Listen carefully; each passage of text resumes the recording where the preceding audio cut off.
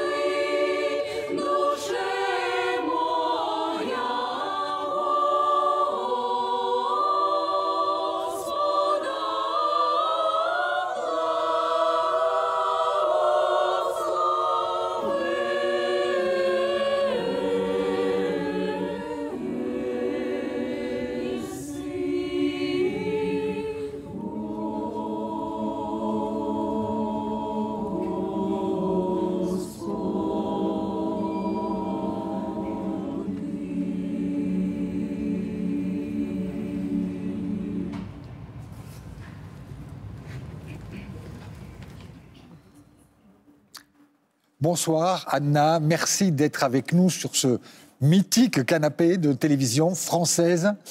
Et j'ai choisi de vous inviter pour deux raisons. La première, c'est aujourd'hui, le 24 février, votre anniversaire. C'est quand même incroyable qu'une jeune femme soit née le 24. Je voudrais que vous me racontiez ce que vous avez fait il y a un an exactement. Comment ça s'est passé il y a un an ? Oui, bonsoir. Merci beaucoup de proposer. C'est très gentil. Et oui, bien sûr, c'est exactement 24 février. Et vous faisiez quoi il y a un an? Alors, je suis content que vous parliez français comme vous le parlez, parce qu'il faut que les gens se comprennent que vous arrivez d'un pays avec une langue totalement étrangère. Vous êtes arraché contre votre gré à votre pays, et là, vous devrez chercher du travail, chercher un appartement et chercher à parler français. Donc, cet anniversaire, vous pouvez me répondre en ukrainien, évidemment. Merci beaucoup. Дякую. Je vous remercie. Il y a un an, le jour de mon anniversaire, donc, nous avons tout préparé la veille, nous nous sommes couchés tard, et c'est à 5 heures du matin que j'ai reçu un coup de fil qui venait de l'étranger, de l'Asie. Ça sonnait longtemps, j'ai décroché et j'ai entendu « La guerre a commencé chez vous ». Quoi? Je n'ai rien compris. Donc, j'ai éteint mon téléphone et j'ai allumé la télé pour regarder les infos. Et oui, tout était en feu. C'était donc vrai. Et quelques minutes plus tard, un missile est tombé à proximité de ma maison parce qu'il y a une base militaire à proximité. Une onde de choc et tout a été renversé pour moi. Tout a changé. J'ai appelé le père et mon petit frère. Mon père était à Gostomel. Il quittait Kiev. Mon frère était à Kiev. Je les attendais chez moi pour mon anniversaire, vous comprenez? Et là, il a fallu que j'appelle tout le monde. On a essayé de se joindre les uns les autres. Et en fait, on n'a pas tellement réussi, on ne savait pas ce qui allait nous arriver à nous tous. Et ce n'est que le soir que nous avons réussi à nous retrouver. Mais l'appétit était coupé, évidemment. On se regardait les uns les autres en priant, les larmes aux yeux, et on s'est couché. C'était incompréhensible, très difficile de comprendre ce qui se passait, n'est-ce pas? Tout à fait incompréhensible, impensable. Oui, la guerre était à l'est de l'Ukraine et c'était depuis 2014. Mais nous ne sommes pas allés à l'est. Nous étions au courant que ça se passait. Nous étions volontaires et on envoyait de l'argent pour aider, mais c'était loin. Et quand on en parle, c'est comme un film. Mais quand tu le vois par toi-même, tu es choqué, tu es vraiment sous le choc et ce n'est pas à toi que tu penses au premier moment, mais à tes proches, à tes parents, à d'autres membres de ta famille. Tu n'es pas tellement inquiet pour toi-même. Moi, j'avais très peur de ne plus revoir ma famille et je n'ai pas revu tout le monde. Je n'ai vu que mon père et mon frère, c'est tout. Vous savez, ma famille est composée de 15 personnes et je n'ai pas vu les autres. Vous saviez, j'ai préparé une surprise pour mon anniversaire et je n'ai pas Anna, pu qu'est-ce que je pourrais vous souhaiter pour votre anniversaire de l'an prochain? Qu'est-ce qui vous ferait plaisir l'an prochain? Pour l'an prochain, je souhaiterais que la démocratie, l'harmonie et la sécurité règnent enfin dans le monde pour que les gens puissent vivre en sécurité. C'est ça le plus important. La vie humaine est précieuse. Je vous souhaite un très bon anniversaire et que vos souhaits se réalisent. Et je rappelle que vous êtes, enfin je le dis, que vous êtes doublement symbolique puisque vous venez d'une ville qui s'appelle Kreviri, qui est la ville du président Zelensky. Donc, vous êtes né un 24 février dans la ville du président Zelensky. Ça fait beaucoup. J'ai trouvé formidable de commencer cette émission avec vous. Et je voudrais que nous enchaînions avec de la musique. De la musique, mais profondément liée à la guerre. C'est les premiers mois de la guerre. C'est Chopin, c'est une pianiste. Mais c'est une pianiste filmée par son enfant dans la maison qui vient d'être détruite. Je vous propose de regarder ce document qui date d'avril, dans la ville de Bila Tverkva.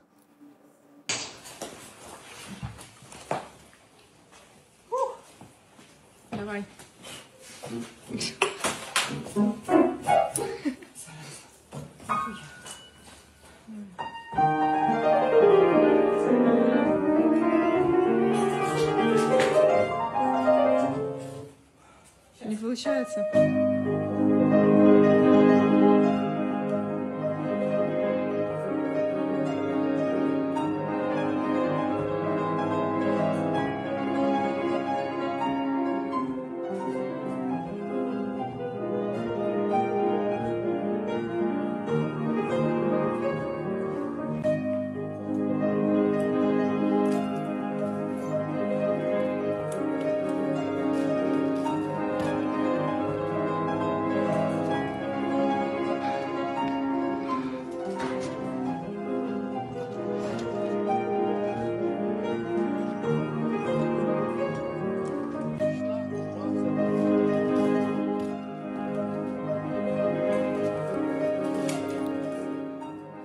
J'ai le plaisir d'accueillir Dimitri Naïditch et sa maman.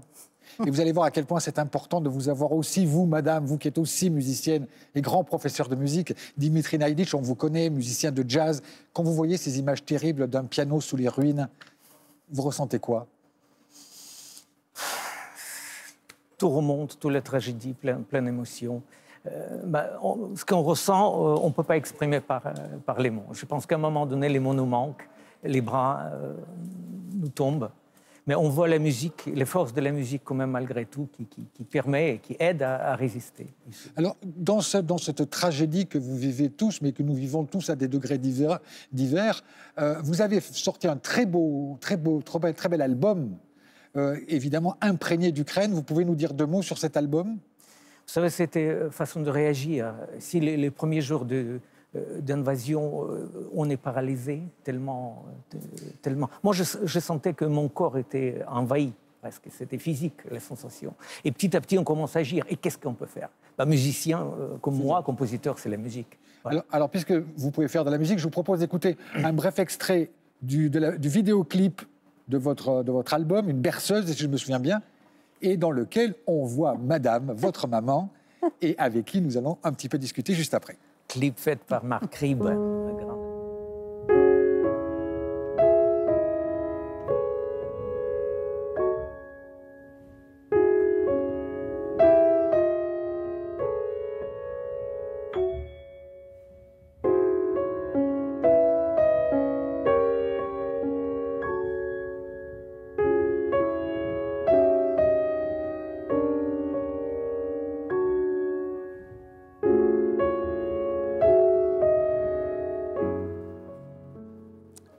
Est-ce que c'est difficile de changer de vie et de pays à plus de 80 ans ?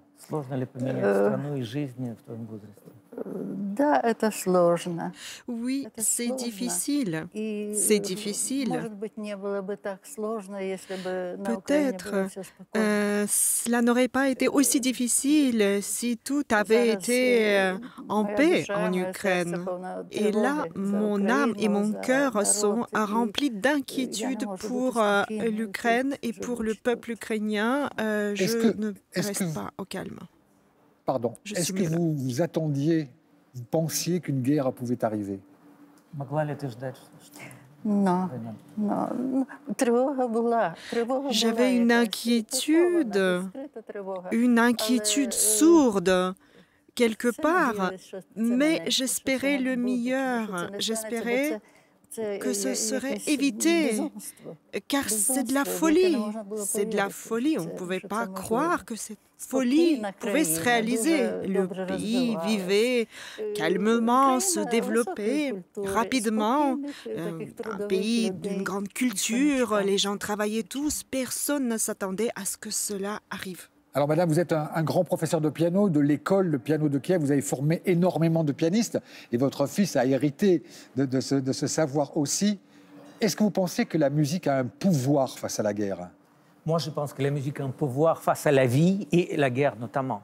La musique a un pouvoir créatrice et je suis convaincu, peut-être naïvement, mais je suis sûr de ça. La musique peut changer le monde. Ici, je suis sûr, si tous les enfants, y compris ces criminels qui sont en train de commettre les crimes les plus atroces en Ukraine, s'ils avaient écouté belle musique du Mozart, mais même du Rachmaninoff ou Tchaïkovski, s'ils avaient écouté depuis tout petit cette musique, ils ne pourraient pas faire ce qu'ils font. Pour bien comprendre l'enjeu nationaliste et national, un des plus grands pianistes de tous les temps, c'est évidemment Horowitz. Horowitz qui est le dieu du piano russe. Il est né à Kiev. Bien sûr. Je vous propose d'écouter votre musique. Vous nous avez fait un merveilleux cadeau en enregistrant hier pour nous, juste pour nous, une berceuse et quelques improvisations. Je vous propose d'écouter. Merci Dimitri, à tout à l'heure.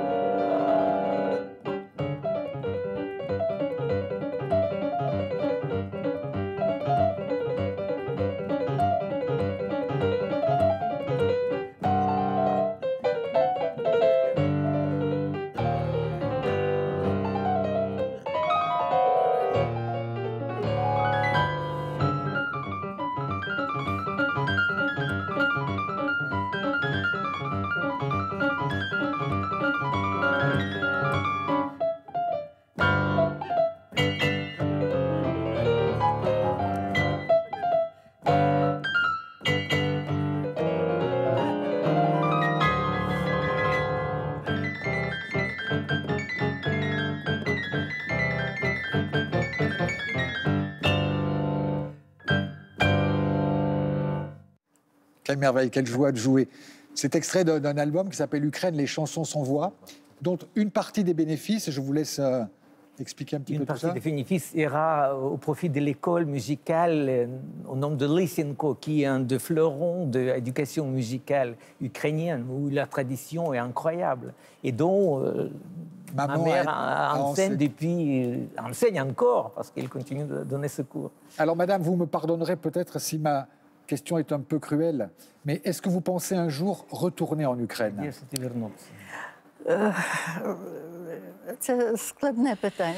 Cette question est une question compliquée. Bien évidemment que j'aime beaucoup Kiev, l'Ukraine, l'école où j'ai travaillé toute ma vie. J'ai mon appartement là-bas et ma résidence secondaire qui s'appelle la Daïcha. Bien évidemment que j'ai très envie, mais je n'en sais rien. Je ne sais pas quand cette guerre se terminera. Je ne sais pas ce qu'il adviendra. Vous savez, cette incertitude, nous ne savons rien de ce qui arrivera. Et puis, cela dépendra de Dimitri, car... Et peut-être je ne pourrai plus rester toute seule, j'aurai besoin de son aide. Qu'est-ce qui vous manque le plus de l'Ukraine? Très brièvement. Tout. Tout me manque. Kiev, la belle Kiev, si belle ville, les gens que je connais, mon mode de vie habituel, mon école de musique, mes élèves, tellement de choses me manquent. La France est un pays merveilleux, j'admire la France, sa beauté, l'architecture, et tout.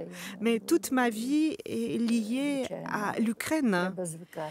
Bien sûr qu'il faut s'habituer à des nouveaux modes de vie, mais bien évidemment que je rêve de Kiev. Je vous souhaite de retrouver le Kiev que vous aimez et je vous propose une image de résistance, une image de malgré le chaos, quelqu'un est capable de sortir dans la rue, malgré les ruines, malgré la violence des troupes russes qui bombardent sans cesse les villes ukrainiennes, sortir avec son violoncelle pour sauver l'humanité, parce qu'il s'agit de ça. Écoutez.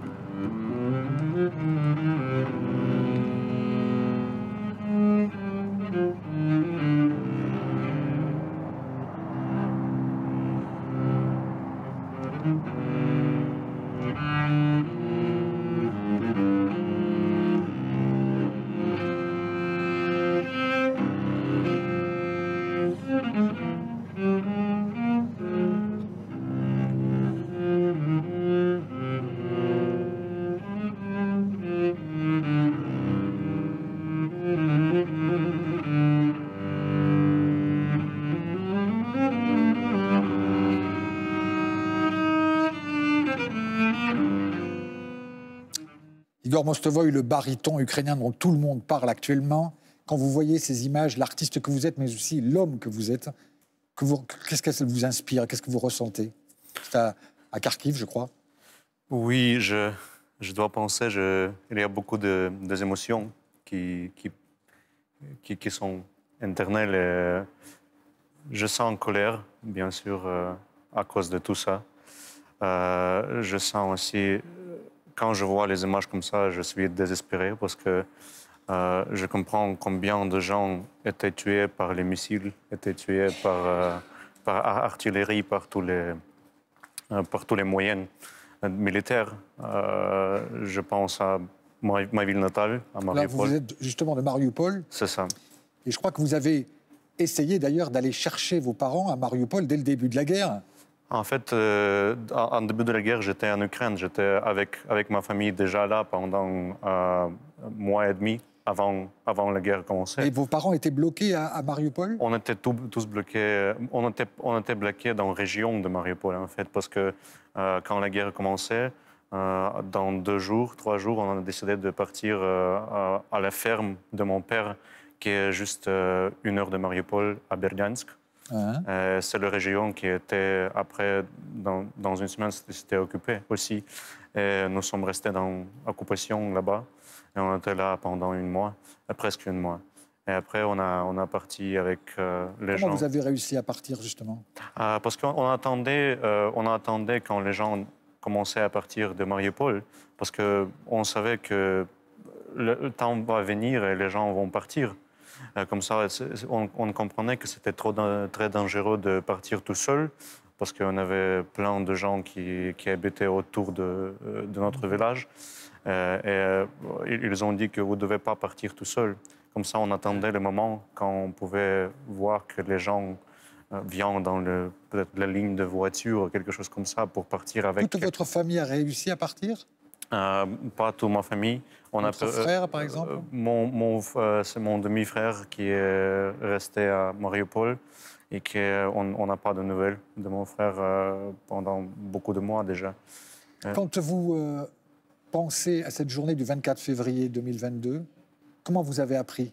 Quelqu'un vous a appelé? Comment ça s'est passé? Non, en fait, Mariupol, comme vous savez, la guerre est déjà depuis 2014. 2014, oui.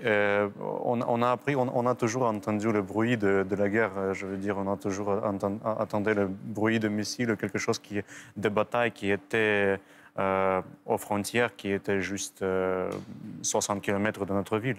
C'est-à-dire qu'il y avait comme une habitude, c'est ça? Oui, c'était pour les gens à Mariupol, c'était presque l'habitude d'entendre ça.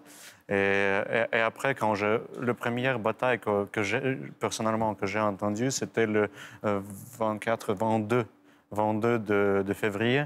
Donc 2 jours avant la déclaration de Poutine. Oui, et je me réveillais à 5 heures du matin parce que les fenêtres tremblaient. Et c'était pendant 30 minutes. Et après, parce que j'étais aussi habitué, je suis allé à dormir. Et le prochain jour, c'était déjà plus long. Vous y rêvez des fois la nuit? Vous pensez à ces bombardements, à ce que vous avez vécu? Oui. Je pense... Ça a changé votre manière de chanter? Je pense que ça changeait mon manière de chanter. Et plus important que ça, changeait mon manière de chanter la musique ukrainienne aussi. Parce que j'ai beaucoup de temps. Quand je suis juste arrivé en France, on a fait un concert avec pianiste Olga Dubinska au théâtre Grand Avignon. Et j'étais presque tout le temps prêt à pleurer. C'était vraiment émotion. C'est toujours émotion très touchante parce que je comprends combien de choses terribles sont passées.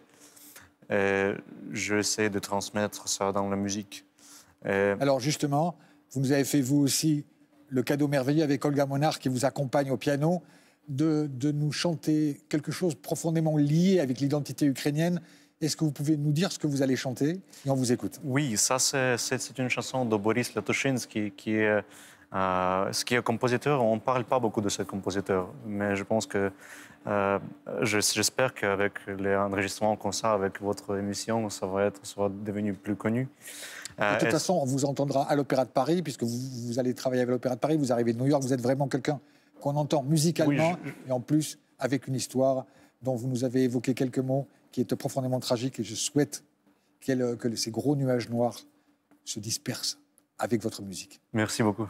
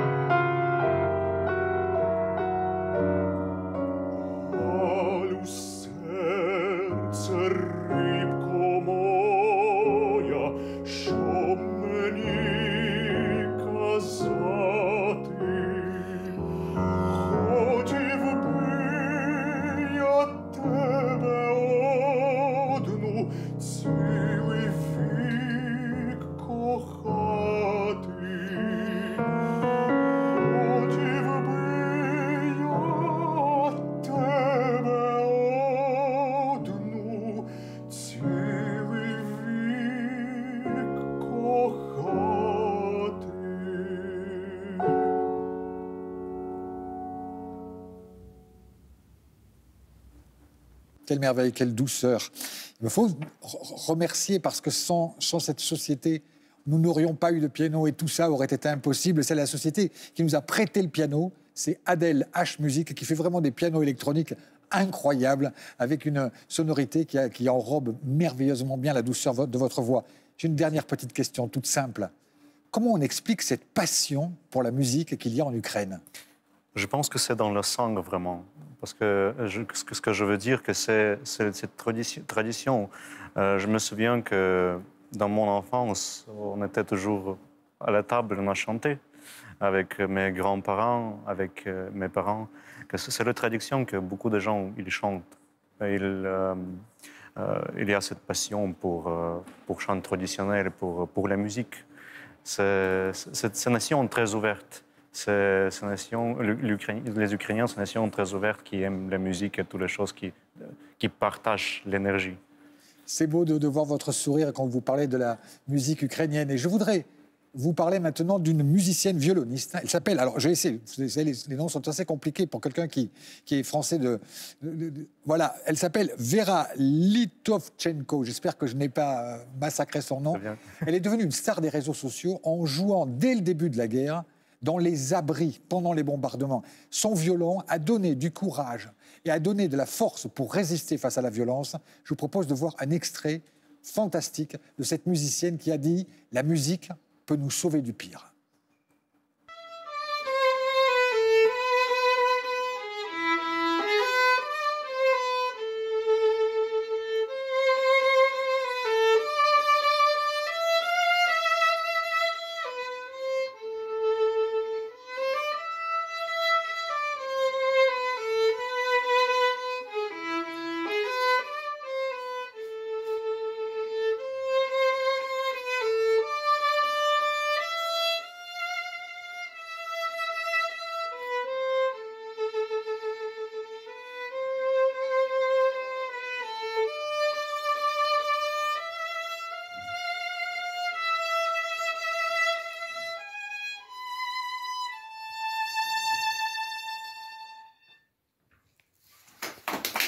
Alors, nous accueillons maintenant un trio spontané, un trio qui a été formé presque pour cette émission et qui continue et qui va continuer à nous donner de la musique avec, pour commencer, Alexei Chadrin, un violoncelliste absolument extraordinaire qui vient d'être récompensé au grand concours Reine Elisabeth. Je crois que vous connaissez le morceau qu'on vient d'entendre, you know, The Piece of Music We've Just Heard. Конечно, знаю, потому что мой отец, он был ténor. Bien sûr que je connais. Mon père était ténor et donc il chantait ses œuvres. Je me rappelle même quelques paroles en ukrainien. Oui, oui. Bien sûr que je connais. Vous avez aussi été bloqué en Ukraine. Vous avez connu au moment de la guerre le fait de ne pas pouvoir sortir, partir. Enfin, vous étiez Vous pouvez nous raconter un petit peu votre situation lors du déclenchement de la guerre? Can you tell us your situation during the very first beginning of the war when you were detained in Ukraine? Je me suis réveillé à 4 heures du matin. Ce sont les explosions qui m'ont réveillé. Je ne savais pas quoi faire. Je pensais que j'allais peut-être pouvoir prendre la voiture et traverser la frontière, mais j'ai mis 6 heures à arriver jusqu'à Lviv et je suis resté pendant 1 mois et demi pratiquement à l'ouest de l'Ukraine avec un ami à moi, un excellent violoniste. Nous avons trouvé un endroit où nous sommes restés pendant 1 mois et demi et nous attendions des nouvelles. Et à cause de la mobilisation, nous ne pouvions pas quitter le pays. Olga Monar, est-ce que ces traumatismes de guerre peuvent faire qu'on arrête de jouer de la musique? On ne voit pas pourquoi on continuerait. La première chose que j'ai faite quand la guerre a déclenché avec mon mari Nicolas Branguier, c'est d'organiser un concert bénéfice à l'Opéra avec nos amis des pays différents, justement parce que quand une barbarie pareille se passe, il n'y a peut-être que la musique qui peut transmettre sans parole la grande émotion et la connexion avec le monde entier, sans traduction, et partager la même émotion très forte et se sentir ensemble. Olga, comment vit-on l'exil quand le pays cher à son cœur, est en guerre? Vous savez, c'est très intéressant, mais dans les temps les plus sombres, on voit la lumière le mieux. Même les petites lumières partout dans le monde se réunissent dans un grand courant. Et je me suis jamais sentie aussi ukrainienne et aussi bien intégrée dans la société ukrainienne qui est tellement cosmopolite et internationale qu'aujourd'hui.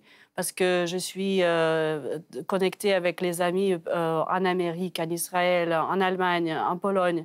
Et on organise l'aide humanitaire et l'aide à nos défenseurs aussi pour l'Ukraine, tous ensemble. Et c'est un grand organisme, c'est comme des fourmis. Chacun amène à la maison ce qu'il a. Et c'est ça qui nous fait tenir tous ensemble. Parce que vous faites partie d'une association franco-ukrainienne de Côte d'Azur. Donc vraiment, il y a ce phénomène d'entraide. Je voudrais vous poser une question, parce que vous aussi, vous êtes le violoniste de ce trio. Comment vivez-vous l'exil en France? How do you live in France, the exile you are living?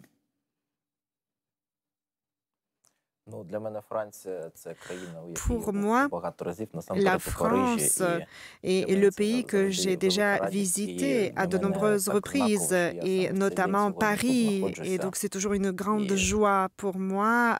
C'est très important d'être ici aujourd'hui. Ce jour est un jour très important pour moi. Pourquoi? Parce que aujourd'hui, cela fait 1 an depuis le début de la guerre, et moi, je me rappelle comment c'était il y a 1 an, comment je m'étais réveillée, comment j'ai entendu ce qui se passait, et j'étais tellement sous le choc. Je n'ai pas eu d'émotion tellement j'étais submergée. Je suis allée à mon cours, tout simplement, comme avant. Et c'est après que, voilà, c'est qu'après que j'ai réalisé, mais ça restera à tout jamais dans ma mémoire. Vous nous avez offert un cadeau incroyable. Vous nous avez offert une création mondiale, c'est-à-dire une pièce musicale composée juste pour cette émission. Vous pouvez nous la présenter très brièvement? Tout à fait. C'est donc une composition que nous avons improvisée avec mon ami Georgi Moroz, un violoniste de Kiev qui joue maintenant à Singapour. Et moi, j'ai pu participer à de nombreuses compétitions et concours avec lui. Et je lui ai posé la question s'il pouvait composer une œuvre musicale pour cette date, pour 1 an de ce qui se passe. Et voilà la création que vous allez juger. En parlant de cette composition, je peux dire qu'elle est consacrée aux personnes à Kiev et à tous ceux qui ont perdu leur foyer. Une création mondiale à la télévision, c'est pour vous.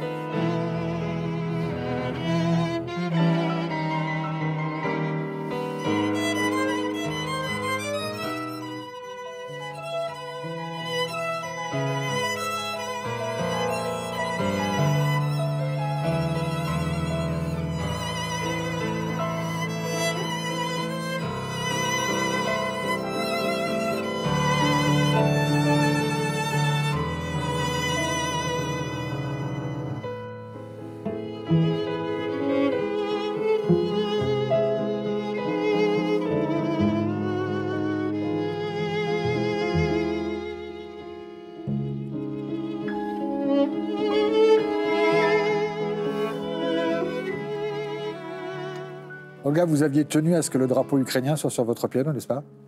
Bien sûr. Vous êtes aussi au jury du prix Samson-François?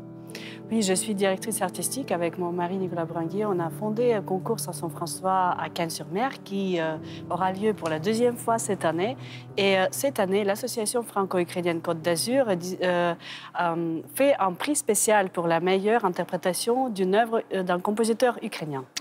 Boris Nesterenko, Bogdan Nesterenko. Je vous appelle Bogdan depuis 8 jours, mais je me trompe juste maintenant. Vous êtes un accordéoniste absolument extraordinaire. Alors, toute l'ambiguïté là, de l'école russe, de l'école soviétique, comme vous m'avez repris. C'est mieux. Et voilà. Et j'ai appris, en faisant cette émission, qu'en fait, vous étiez voisins. Nos maisons se trouvent à quelques 300-400 mètres. Ouais. Est-ce que vous avez gardé des liens avec ces racines-là? Est-ce que vous passez des coups de téléphone, la famille, les amis? Comment ça se passe? C'est impossible de se couper de ces racines. Oui, j'ai toujours de la famille là-bas et en ce moment, mon père, ma tante. Et je peux dire c'est très douloureux de voir ma ville en ruine. J'ai beaucoup de chance que la maison de mes parents n'est pas touchée. Mais il y a beaucoup d'amis qui sont... Pour une petite chiffre, en Ukraine... à Kharkiv, ma ville, 300 000 personnes actuellement ont perdu leur domicile. Qu'est-ce que c'était Kharkiv avant? Kharkiv, c'est un grand centre culturel, c'est une ville de 2 millions d'habitants. Et il y avait tous les grands artistes, j'ai entendu vraiment tous les grands artistes qui venaient jouer à notre philharmonie. Et pour moi, aujourd'hui, c'est important de garder ce lien parce que j'aide beaucoup à nos défenseurs. Et c'est grâce à eux que Kharkiv est toujours ukrainien aujourd'hui et que tout le monde n'est pas mort. C'est important de le rappeler. Oui. Et on m'a dit même aujourd'hui qu'apparemment, on m'a décoré aujourd'hui d'une médaille pour mérite devant l'Ukraine, pour cette aide pour l'armée et pour les civils, pour les hôpitaux. Et quelqu'un à ma place le prendra à Kharkiv puisque je suis ici. Nous allons écouter une composition que vous nous avez offerte aussi lors de l'enregistrement des parties musicales. C'est d'un compositeur basque qui s'appelle Gorka Hermosa. Et c'est terrible parce que le titre de cette œuvre, c'est Guernica 1937. Guernica, cette ville basque qui avait été rasée par l'aviation nazie. Comment ne pas faire le parallèle avec ce qui se passe aujourd'hui à Kharkiv, avec des images et un retour sur cette année de guerre.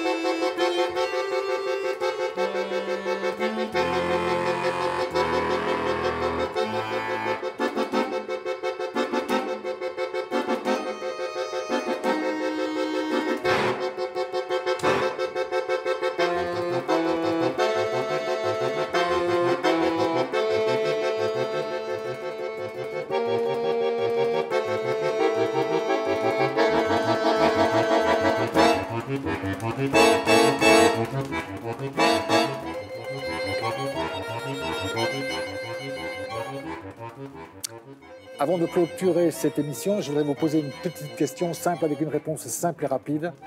Y a-t-il une raison d'être optimiste? Toujours, la lumière gagnera. Je n'ai pas de doute que l'Ukraine gagnera cette guerre. Et je voulais juste dire un merci à tous ceux qui aident. Merci pour l'Ukraine, merci d'être avec nous, restez avec nous, on est ensemble, on sera fort et on va gagner. Slava Ukraini. Героям слава. Et nous finissons cette émission, comme nous l'avons commencé, avec cette chorale de femmes aussi dignes que talentueuses, aussi fières que rebelles. Bonne soirée, à vendredi prochain pour Mélodie Nocturne. Merci. Merci.